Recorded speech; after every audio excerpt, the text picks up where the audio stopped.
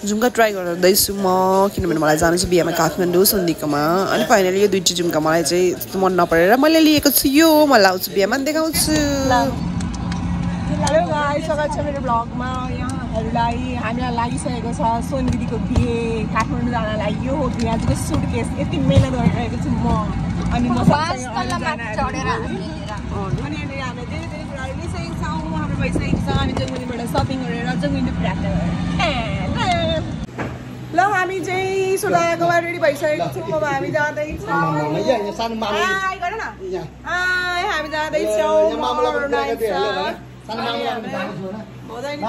क्यामेरामा high गरौ hello को हो भिडियो बनाएको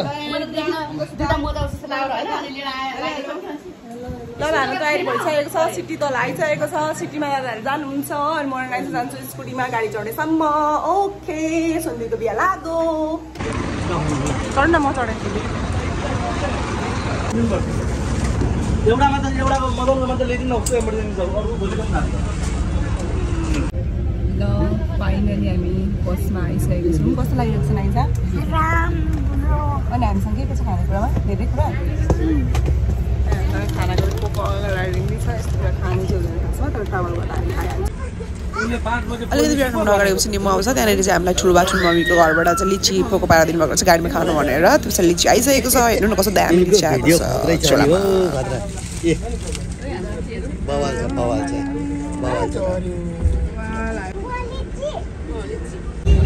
यो कोसीबारी आउनुभन्दा अगाडिको सिन होइन अनि हामी जाँदैछौँ यहाँसम्म चाहिँ यति एक्साइटेड थिएँ यति रमाइलो नै भइरहेको थियो होइन वास्तवमै रमाइलो भइरहेको थियो जोस थियो मैले खिचेको छु अनि बिचमा मेरो फोन चाहिँ स्विच अफ भयो त्यो स्टोरी म अलिकति सुनाउन आइरहेछु यति जाम कि जिन्दगीमा पहिलोचोटि मैले यस्तो धेरै जाम फेस गर्नु पऱ्यो पुरै छोडिदिनुहोस् 24 आवर्स लाग्यो हामीलाई विराटनगर केटिएम आउनलाई अनि यस्तो गाह्रो भयो नि बिचमा यो त्यो चाहिँ मेन कुरा हल्का हल्का खिच्नु भएको छ त्यही भएर सुनाएँ अनि एउटा ठाउँमा हामी यति धेरै जाम भएको हुनाले वासरुम गरेर उत्रौँ अनि वासरुम गर्दा गर्दै फेरि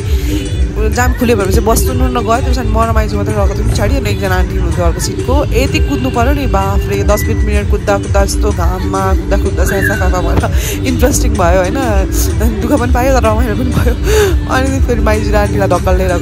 कुद्यौँ अनि अर्को बससँग लिफ्ट लिएर अनि फेरि आफ्नो बससँग पुगेको थियौँ तर जामले ओभरै हामी 3 बजी विराटनगरबाट चढेको थियौँ भने अर्को दिनको 3 बजे नै फेरि दिउँसो बल्ल हामी आइपुगेको थियौँ र यो एकदम स्टोरीहरू यस्तो रह्यो र यो ब्लगहरूलाई छिटो बनाउनको लागि म काठमाडौँ आइपुगेसम्मको मात्रै हालिरहेको छु अनि टु कन्टिन्यू मेहन्दीको दिन अर्को दिनहरू हाल्छु अनि ओभरअल आइ चाहिँ पुग्यो धन्न होइन अनि अब त्यसको अब यतातिरको हजुरले हेर्न सक्नुहुन्छ ब्लगमा कन्टिन्यू गर्नुहोला कङ्काली माइती चाहिँ कङ्काली मन्दिर मलाई एकदम मनपर्छ भन्दै सबैले भर्खर आइसक्यौँ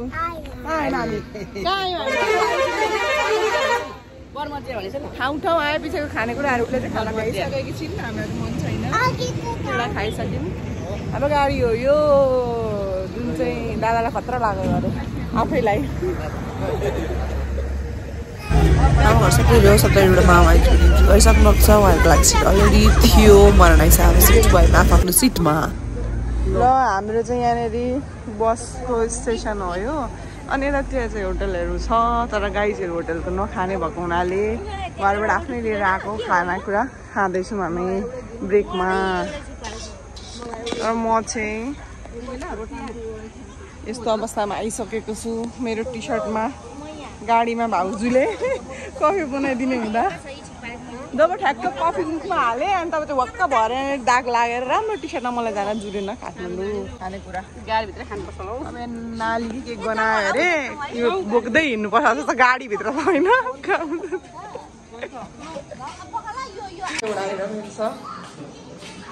घिउ ल्याइदियो छोराले घिउ ल हामी फाइनली आइसकेको त थाहा नै थियो हजुरलाई अब हामी सुत्दैछौँ यसरी सबैजना अरूतिर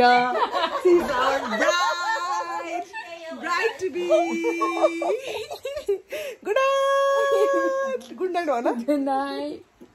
सब्सक्राइब गरिदिनु होला हामी चाहिँ हिँडिसकेको छौँ सिधा घरतिर मर्निङ वाकमा नाइसाला यहाँ भइरहेको छ रमाइलो कुद यो बाटो कुद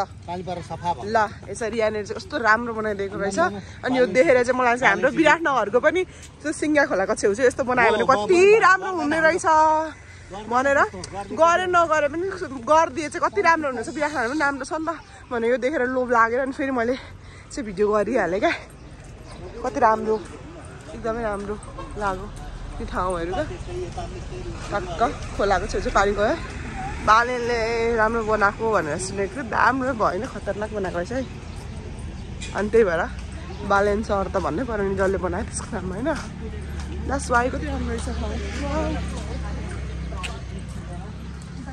मामाजी यता हिँडिरहनु भएको छ ल नातिनी हजुर बुवा कुदाइरहेको एकछिन रमाइलो छ very good okay thanks for watching यतिखेरसम्म हेरेर साथ दिनुभयो यति राम्रो राम्रो सिन देख्दाखेरि मलाई एकदम आनन्द आएको छ सब्सक्राइब गरिदिनु होला सपोर्ट गरिदिनु होला